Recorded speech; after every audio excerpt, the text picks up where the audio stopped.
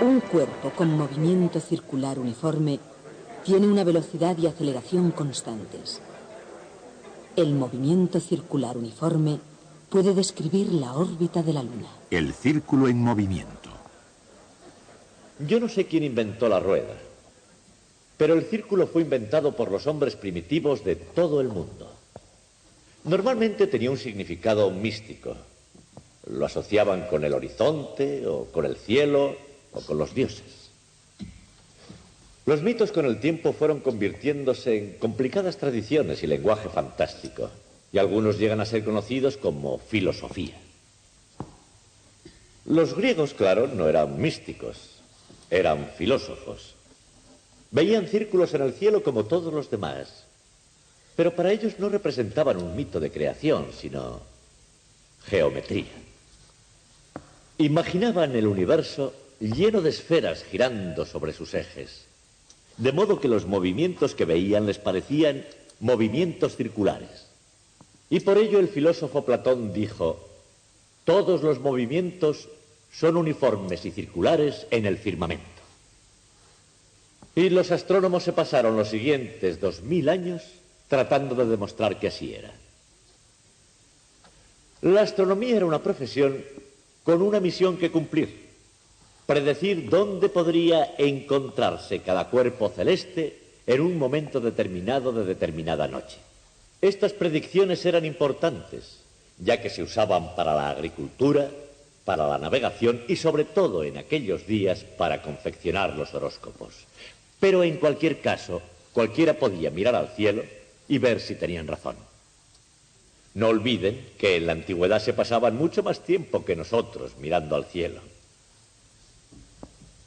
Así, utilizando estos movimientos, tenían que predecir dónde estaban las cosas y tenían que llevar razón. Y no era fácil. En el caso de las estrellas sí, ya que parecían moverse en círculos a nuestro alrededor. Pero había otros cuerpos allá arriba, a los que los griegos llamaban planetas, que significa vagabundos. Y para estos la teoría no funcionaba.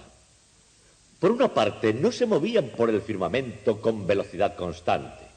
Y por otra, no se movían en la misma dirección. Partían, iniciaban la vuelta y retrocedían a veces de nuevo. Además, dos de ellos, Mercurio y Venus, parecían estar siempre bastante cerca del Sol. No así los otros. Y finalmente, no siempre refulgían con el mismo brillo, es decir, no estaban siempre a la misma distancia de la Tierra. Sin embargo, Platón había dicho que todos esos movimientos eran debidos a movimientos circulares uniformes, y esto era lo que los astrónomos deberían perfeccionar. Para ello idearon un sistema que funcionó notablemente bien, basado no en círculos alrededor de la Tierra, sino en círculos alrededor de otros círculos, a los que llamaron epiciclos. Para entender esto, debemos hacer un pequeño círculo nuestro y volver al punto de partida.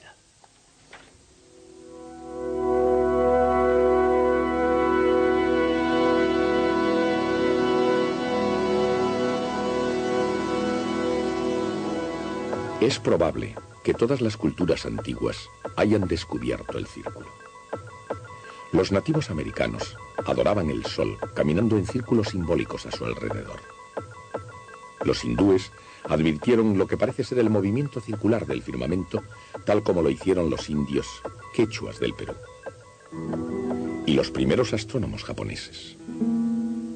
Las formas y formaciones celestes se convirtieron en modelo para las estructuras terrestres. Algunas de las primeras construcciones de Mesopotamia, del año 5000 a.C., tenían planta circular. Hasta una mano primitiva puede trazar círculos. Y si bien se puede expresar en el más sofisticado lenguaje matemático, el concepto sigue siendo relativamente sencillo. El vector, desde el centro a cualquier punto de un círculo, tiene siempre la misma longitud. Esta sencillez forma parte de su atractivo. Partiendo de ideas sencillas brotaron magníficas estructuras, proliferaron imágenes que luego fueron más elaboradas y embellecidas. La forma circular que encontramos en la antigua Stonehenge, por ejemplo. Los humanos imitaban la naturaleza. Y ésta, a su vez, parecía imitarles a ellos. La decoración se hizo función, y la función seguía una forma.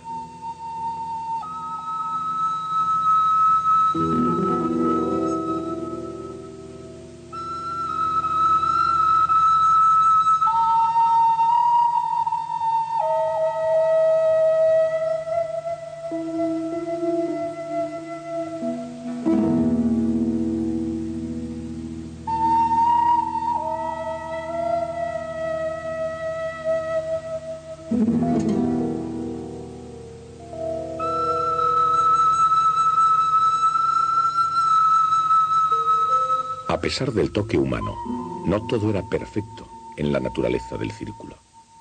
A veces es verdaderamente necesario volver al tablero de dibujo.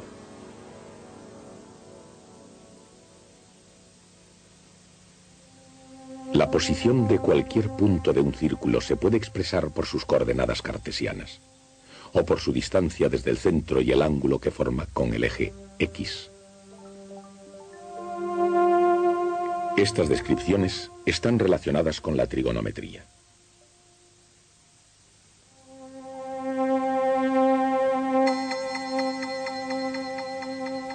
Para cualquier persona con talento para las figuras, el círculo es un símbolo poderoso, inherente al universo y a la mayoría de las civilizaciones. En algunas culturas, la forma circular del firmamento y los movimientos celestes circulares son tan manifiestos hoy como lo fueron siempre. Platón, el filósofo griego, proclamó al círculo como ideal y sostuvo que todas las otras formas eran representaciones inferiores e imperfectas. Decidió que el movimiento circular describe el firmamento, y no meramente el movimiento circular, sino el movimiento circular uniforme.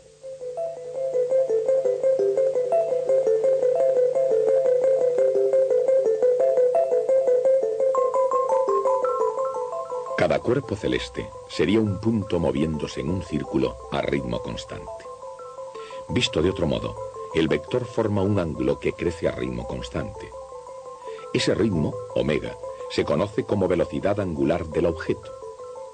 En cualquier instante t, el ángulo θ es igual a omega t. En una vuelta, el objeto recorre 2π radianes en un tiempo t mayúscula. Por lo tanto, la velocidad angular es 2π dividido por t mayúscula.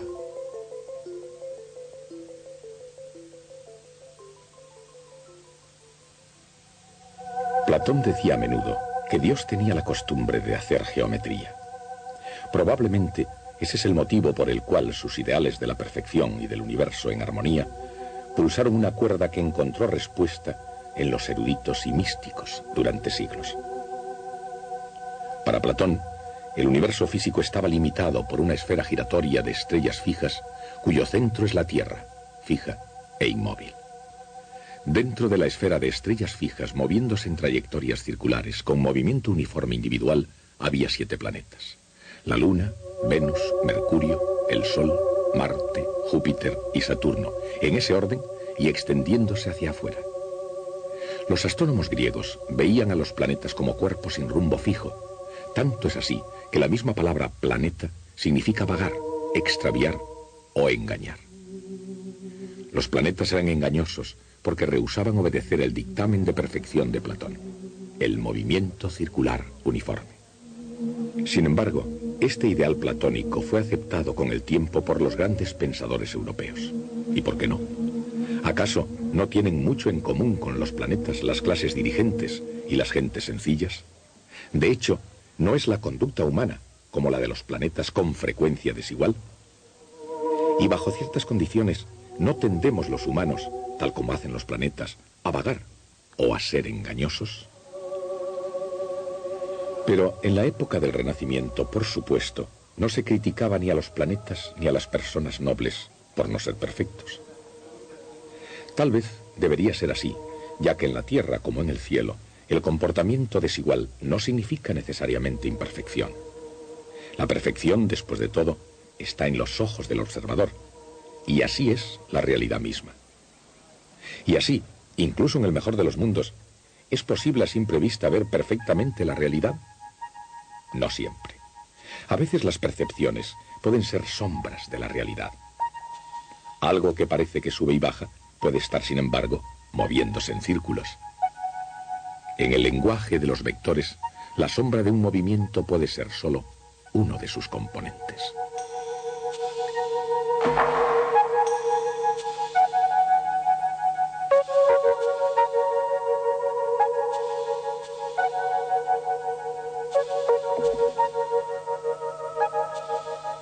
El movimiento circular tiene realmente dos componentes separados.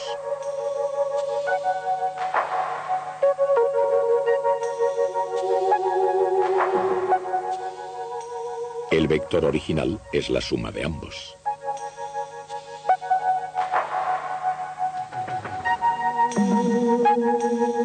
Y por ese motivo el movimiento circular puede ser expresado por una ecuación vectorial.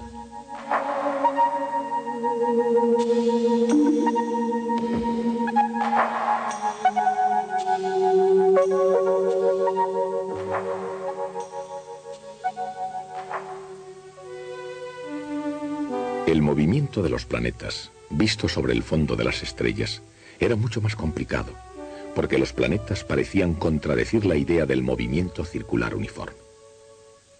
Los seguidores de Platón crearon modelos teóricos de movimientos planetarios. Todos intentaban salvar las apariencias. En otras palabras, hacer compatible el comportamiento observado con la idea platónica. Uno de los intentos fue hecho por Apolonio de Perga mediante el invento llamado epiciclo. Los planetas se movían en pequeños círculos ligados a un círculo mayor que también giraba. Al círculo mayor se llamó deferente y al círculo pequeño epiciclo.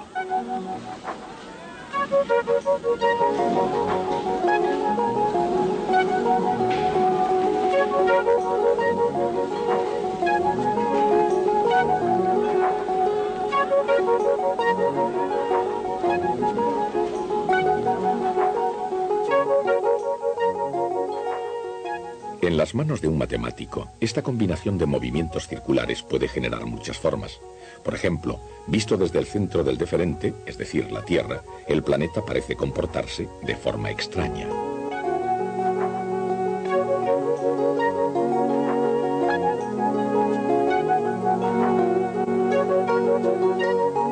Si el deferente y el epiciclo giran con velocidades iguales, la figura es otro círculo cuyo centro está desplazado de la posición que ocupa la Tierra.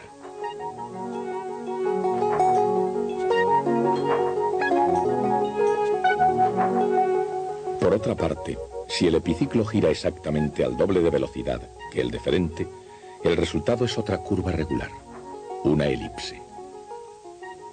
La elipse sería más tarde reconocida como la verdadera forma de la órbita de un planeta alrededor del Sol.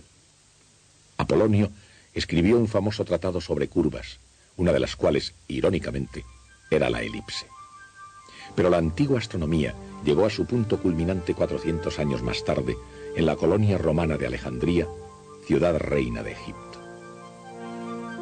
En esa ciudad de fábula vivía Claudio Ptolomeo.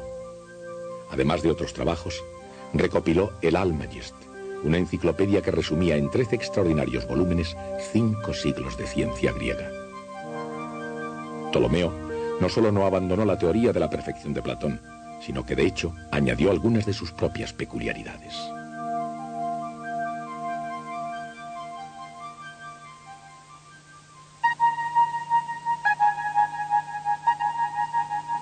Por ejemplo, los deferentes de los planetas superiores, Marte, Júpiter y Saturno, no giraban con ritmos uniformes alrededor de sus centros, y adoptó una órbita oval para Mercurio. A pesar de lo sorprendentes que eran las variaciones de Ptolomeo, estaban perdidas como simples notas esotéricas a pie de página en todo el montón del Almagest. Y por supuesto, estaban también influidas por ese decisivo principio de los astrónomos griegos, un sistema basado totalmente en el movimiento circular uniforme. Las variaciones introducidas por Ptolomeo en la teoría de la perfección de Platón eran relativamente sutiles, pero tuvieron un efecto profundo en Nicolás Copérnico. Queriendo reorganizar el Almagest, Copérnico situó al Sol en el centro del sistema solar. Utilizando epiciclos con liberalidad, se las arregló para salvar las apariencias.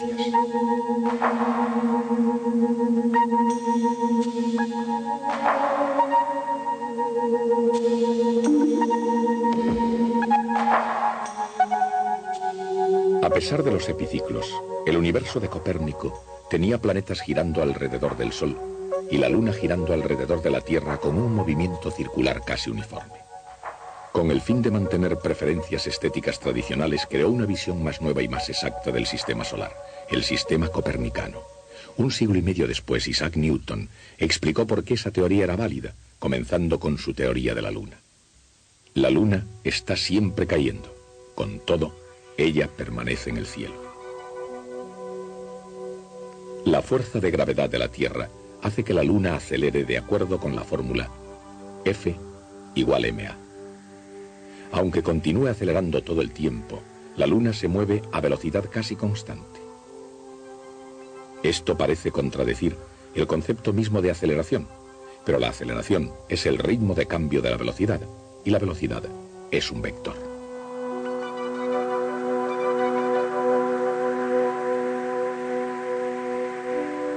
La rapidez es solo su módulo. Un cuerpo puede llevar aceleración incluso cuando el módulo de su velocidad sea constante, siempre y cuando su dirección cambie. Este punto se puede aclarar introduciendo otro concepto, la derivada de un vector.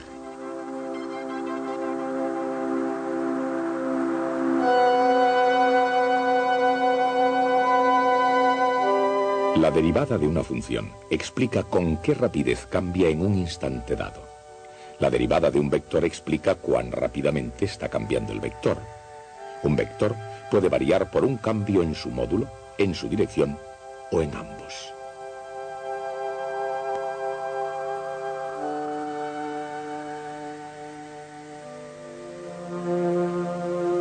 El cambio en un vector es él mismo otro vector, el vector v. Aunque es siempre perpendicular a r, efectúa un movimiento circular uniforme.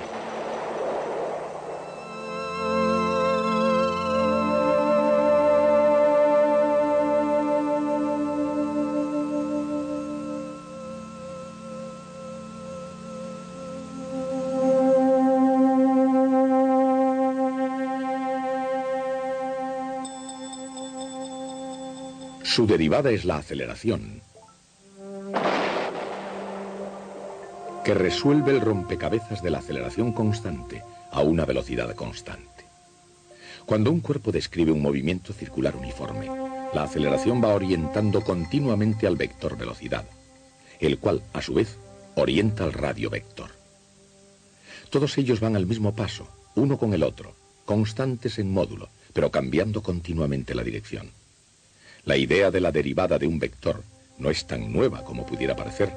Recuerden, F igual ma. Es ella misma una ecuación sobre derivadas de vectores. La única diferencia es que anteriormente solo se diferenciaban funciones ordinarias al derivar una componente por vez.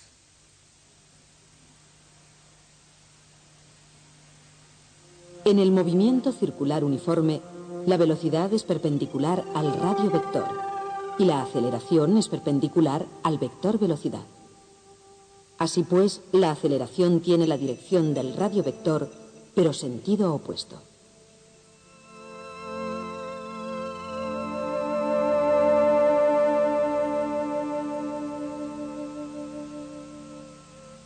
Pero, ¿cuál es el módulo de cada vector?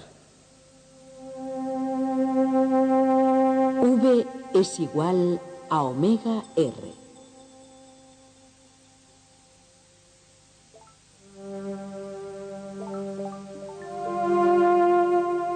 Y A es igual a omega v.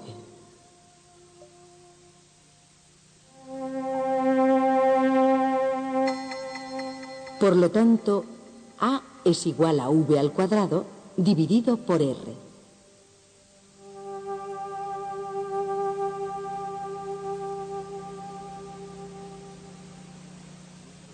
Estas son las relaciones entre radio, velocidad y aceleración, encadenadas en el eterno baile del movimiento circular uniforme. Isaac Newton entendió que cualquier cuerpo que se mueve con movimiento circular uniforme está siendo acelerado permanentemente. Llamó aceleración centrípeta a esta aceleración. De acuerdo con la segunda ley de Newton, se requiere una fuerza para producir esa aceleración continua. En el caso de un cuerpo en órbita, dicha fuerza es la gravedad. El módulo del radio vector determina la fuerza gravitacional y esta fuerza entonces determina la aceleración. Pero el movimiento circular requiere esta relación entre radio, módulo de la velocidad, y aceleración centrípeta. Entonces, si un cuerpo comienza a moverse con la velocidad apropiada, el módulo de su velocidad permanece constante y el resultado es un movimiento circular uniforme.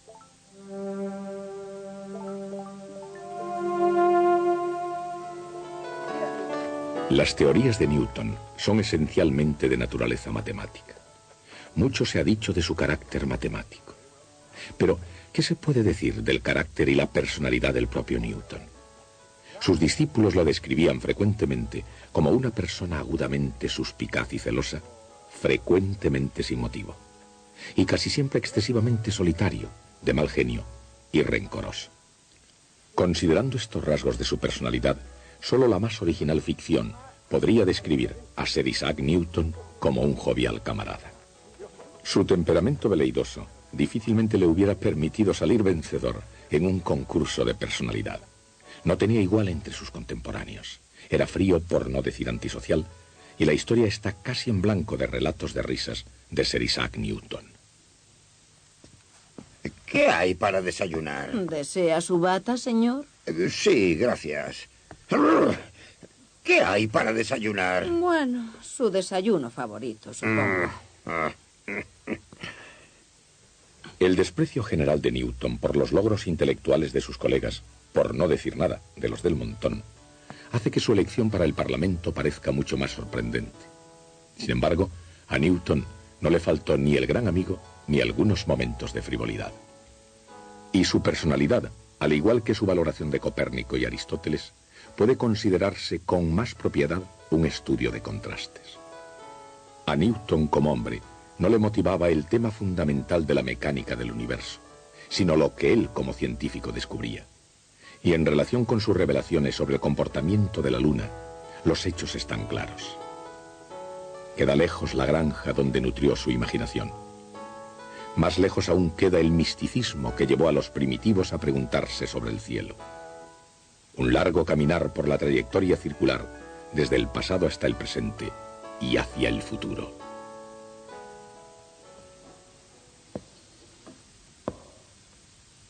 Y ahora, en interés de la justicia, quiero cambiar completamente de tema.